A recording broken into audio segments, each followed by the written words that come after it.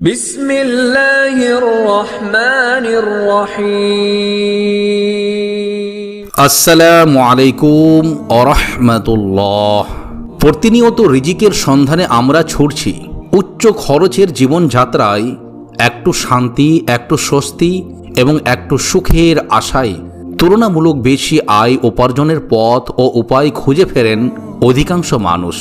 জরিপ করলে দেখা যাবে রিজিকের বৃদ্ধি ঘটুক বা আয় উপার্জনে বরকত আসুক, চান না এমন একজন মানুষও খুঁজে পাওয়া যাবে না। মানুষ মাত্রই চান রিজিকের বৃদ্ধি ঘটুক এবং আয় উপার্জনে বরকত আসুক। রিজিক নির্ধারিত মানে কোনোভাবেই রিজিকের প্রবৃদ্ধি আসবে না, বিষয়টি এমন নয়। পবিত্র কোরআন ও হাদিসে অনেক এমন আমল বর্ণনা রয়েছে যার মাধ্যমে রিজিকের সমৃদ্ধি আসতে পারে। সুপ্রিয় দর্শক মণ্ডলী, আজকের ভিডিওতে আপনাদের সাথে এমন 4টি আমলের কথা বলবো যে আমলগুলো করলে মহান রব্বুল আলামিন আল্লাহ তাআলা আপনার রিজিকে বরকত দান করবেন। আল্লাহ তাআলা ওয়াদা করেছেন। যারা আমলকে ভালোবাসেন, যারা রিজিকে বৃদ্ধি পেতে চান, তাদের জন্য আজকের ভিডিওটি অত্যন্ত গুরুত্বপূর্ণ। তাই ভিডিওটি শেষ পর্যন্ত দেখতে থাকুন। তাহলে চলুন আমরা একের পর এক এই আমলগুলো ভালোভাবে জানার চেষ্টা করি। নম্বর 1, তওবা ইস্তিগফার করা।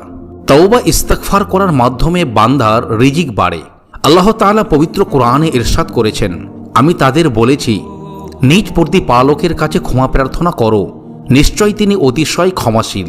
তিনি আকাশ থেকে তোমাদের উপর প্রচুর বৃষ্টি বর্ষণ করবেন এবং তোমাদের ধনসম্পদ ও সন্তান সন্ততিতে উন্নতি দান করবেন।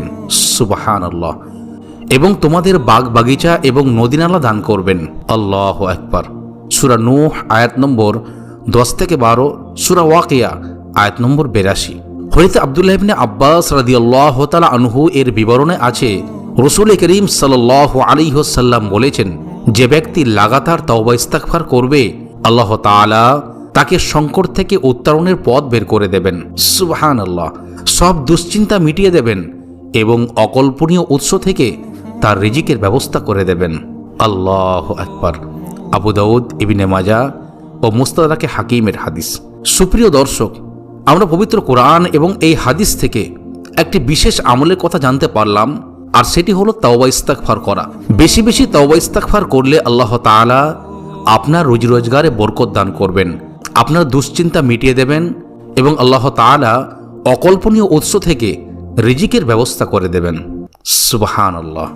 নম্বর 2, পরেজগারি অবলম্বন এবং আল্লাহর উপর ভরসা রাখা। যেসব কাজকর্ম বা আমলে রিজিক প্রবৃদ্ধি ঘটে তার মধ্যে তাকওয়া, পরেজগারি অবলম্বন করা এবং তাওয়াক্কুল বা আল্লাহর প্রতি ভরসা রাখা অন্যতম।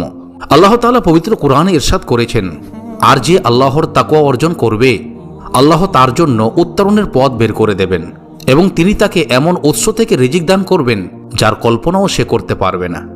সুবহানাল্লাহ। সূরা সাদ আয়াত নম্বর 35।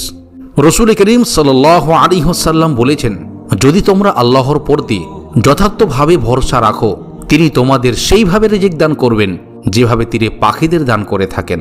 সুবহানাল্লাহ। পাখিরা সকালে ক্ষুধার্ত অবস্থায় খালি পেটে বাসা থেকে বের হয় এবং সন্ধ্যায় উদার পূর্ণ করে বাসায় ফেরে। আল্লাহু আকবার, আল্লাহু আকবার। তিরমিজি ও ইবনে মাজার হাদিস। নম্বর 3, সময় মতো দৈনিক 5 ওয়াক্ত নামাজ আদায় করলে রিজিক বাড়ে। নামাজ আদায় করার ফাঁকে ফাঁকে কাজ ও ব্যবসা বাণিজ্য করতে হবে। কাজ ও ব্যবসা বাণিজ্য করার ফাঁকে ফাঁকে নামাজ নয়, একই সঙ্গে আল্লাহ তাআলার ইবাদত পালনে নিজেকে ঝামেলা মুক্ত করতে হবে। আল্লাহ তাআলা ইরশাদ করেন, আর আপনি পরিবার পরিজনকে নামাজ আদায়ের আদেশ দিন এবং নিজেও তার উপর অটল থাকুন। আমি আপনার কাছে কোনো রিজিক চাই না, আমি আপনাকে রিজিক দিই। সুবহানাল্লাহ। আর মুত্তাকিদের জন্যই শুভ পরিণাম। আল্লাহু আকবার। সূরা তাহা আয়াত নম্বর 132। হযরত আবু হুরায়রা রাদিয়াল্লাহু তাআলা আনহু বর্ণনা করেছেন, রাসূলুল্লাহ সাল্লাল্লাহু আলাইহি ওয়াসাল্লাম বলেছেন, হে আদম সন্তান, আমার ইবাদতের জন্য তুমি তোমার অন্তরকে খালি করো, আমি তোমার অন্তরকে অভাব মুক্ত হিসাবে পরিপূর্ণ করে দেব। সুবহানাল্লাহ। এবং তোমার দরিদ্রের পথ দূর করে দেব। আর যদি তা না করো আমি তোমার হাত দুনিয়ার ব্যস্ততায় পূর্ণ করে দেব এবং তোমার অভাব মেটাবো না। নাউযুবিল্লাহ। তিরমিজি, ইবনে মাজাহ, মুসনাদ আহমদের হাদিস। নম্বর 4, আত্মীয়তার সম্পর্ক বজায় রাখা। রিজিক বৃদ্ধির অন্যতম আরেকটি আমল হচ্ছে আত্মীয়তার সম্পর্ক বজায় রাখা। আত্মীয়র সঙ্গে সৎ আচরণ করতে এবং তাদের হক যথাযথভাবে আদায় করার নির্দেশ দিয়েছেন আল্লাহ তাআলা। সূরা নিসা আয়াত নম্বর 36, সূরা বানী ইসরাঈল আয়াত নম্বর 26। হযরত আনাস ইবনে মালিক রাদিয়াল্লাহু তাআলা আনহু বলেন, রাসূল করিম সাল্লাল্লাহু আলাইহি ওয়াসাল্লামকে আমি বলতে শুনেছি, তিনি বলেছেন, যে ব্যক্তি কামনা করে তার রিজিক প্রশস্ত করে দেওয়া হোক এবং আয়ু দীর্ঘ করা হোক, সে যেন তার আত্মীয়তার সঙ্গে সুসম্পর্ক বজায় রাখে। সুবহানাল্লাহ। বুখারী ও মুসলিমের হাদিস। সুপ্রিয় দর্শক মণ্ডলী, আজকের ভিডিওতে বর্ণিত এই 4টি আমল অত্যন্ত গুরুত্বপূর্ণ।